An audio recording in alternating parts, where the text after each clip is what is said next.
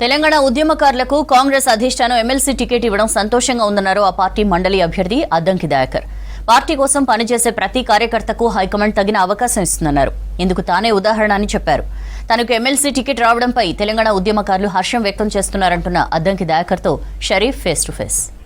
కోట MLC అభ్యర్థిగా nomination వేసినటువంటి అద్దంకి దయాకర్ ప్రస్తుతం గన్పార్ దగ్గర చేరుకున్నారు. నివాళులు అర్పించురు. మాట్లాడదాం అన్న. చాలామంది క్యాడర్లో ఉండే దయాకర్ అన్నకి ఎప్పుడు వస్తుంది అని చెప్పి అది నిజమైంది. సో ఎట్లా ఫీల్ అవుతున్నారు చాలా రోజులు? ఇది సంతోషంతో కూడిన బాధ్యత.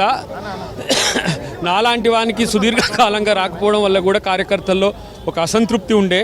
దాన్ని అధిగమించేందుకు నేనేం చేయాలని పదే వాళ్ళని సంతృప్తిపరిచే ప్రయత్నం చేస్తుంటే ఇప్పుడు నాకు ఈ అవకాశం ఇవ్వడం ద్వారా కార్యకర్తల్లో కూడా సంతృప్తి ఉంది. కార్యకర్తలు తెలంగాణ అమరవీరులకు సంబంధించి కానీ తెలంగాణ ఉద్యమకారులకు సంబంధించి కానీ మాలాంటి వాళ్ళం ఎంతో సభలో ఉండి చేయాల్సిన అవసరం ఉంది. మండలిలో ఈ అవకాశం కల్పించినందుకు చాలా పెద్ద ఎత్తున ప్రజల నుంచి కూడా మంచి అప్లాజ్ వస్తున్న పరిస్థితి. ప్రజలు ఎందుకు సంతోషపడుతున్నారంటే సగటు ఉద్యమకారులకు ఈరోజు అవకాశం ఇచ్చిండ్రు. విజయశాంతి గారికి కానీ నాకు కానీ తర్వాత మన చిన్న మండల స్థాయి కార్యకర్త నుంచి చేరిన శంకర్ నాయక్ కానీ అటువైపు కమ్యూనిస్ట్ పార్టీ నుంచి కూడా సామాన్య కార్యకర్తకు ఇవాళ ఎమ్మెల్సీ అవకాశం ఇచ్చింది. కాంగ్రెస్ పార్టీ వస్తే ఇట్లా సామాజిక న్యాయానికి పెద్దపీట వేస్తుంది. అన్ని వర్గాలను సంతృప్తిపరచడంలో ఇది ఈరోజు అందరూ కూడా సంతోషంగా ఉన్నారు. 2014 నుంచి సుదీర్ఘంగా పార్టీ కోసం సేవ చేశారు. 2 సార్లు పోటీ చేశారు.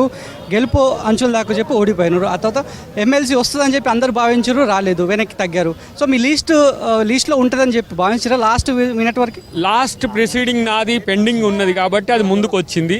ఇదేదో ఎస్సీకి ఎస్టీకి బీసీకి అన్నట్టు కాకుండా తెలంగాణ ఉద్యమకారునికి సగటు తెలంగాణ కాంగ్రెస్ కార్యకర్తకు మీనాక్షమ్మ వచ్చినాక జరగబోతున్న మేలు మాది ఉదాహరణ. సో ఆమె ఏ విధంగా ప్రజల గురించి కొట్లాడేటోళ్ళని కానీ సామాజిక ఉద్యమాల్లో ఉన్న వాళ్ళని కానీ ఎట్లా గుర్తిస్తుంటానికి ఇది ఒక మొదటి మెట్టుగా చూడాల్సిన అవసరం ఉంది. క్షేత్రస్థాయి కార్యకర్త కూడా సంతృప్తిగా ఉండండి. మీకు వార్డు మెంబర్ నుంచి సర్పంచ్, జెడ్పీటీసీ, ఎంపీపీ నుంచి మొదలు పెడితే జెడ్పీ చైర్మన్ల వరకు మీకు అవకాశాలు వస్తాయి. పార్టీ ఇలా ప్రభుత్వం రెండింటిని అనుసంధానం చేస్తూ ప్రజలకు మేలు చేసే ప్రక్రియ కార్యకర్తలు చేయాల్సిన అవసరం ఉంది. మేము రేపు చేయబోయేది కూడా అదే. ఉన్నటి వరకు మీకు ఎదురైనటువంటి భంగపాటు ఎవరు కూడా ఎదురు కాలేదు. చాలామంది ఆశావాహులు ఉండే, మన 40 మంది వరకు ఆశావాహులు ఉండే. సో వాళ్ళకి ఏం చెప్తున్నారు? కాంగ్రెస్ పార్టీ నాకు మేలు చేస్తుందనే నమ్మకమే. ఎప్పటికైనా కాంగ్రెస్ పార్టీతో ఉంటా అనే నమ్మకం నాకుంది.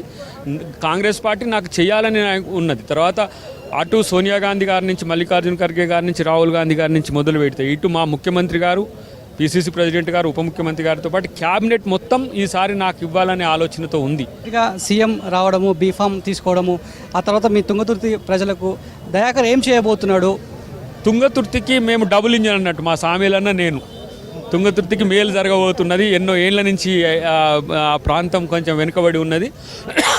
సామీలన్న నిర్దేశకత్వం నేను ఇంకో చిన్న కొడుకు లెక్క, పెద్ద కొడుకు సామీలన్న అయితే చిన్న కొడుకు లెక్క నేను.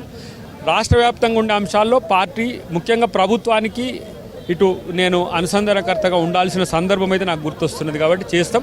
ఇప్పుడు తుంగతుర్తికి నేను సేవ చేసేటువంటి క్షణాలు వచ్చాయనేటువంటి విషయాలనైతే అద్దంకి దయాకర్ చెప్తున్నారు. కెమెరా పర్సన్ శ్రీనివాస్తో కలిసి షరీఫ్, V6 న్యూస్, హైదరాబాద్.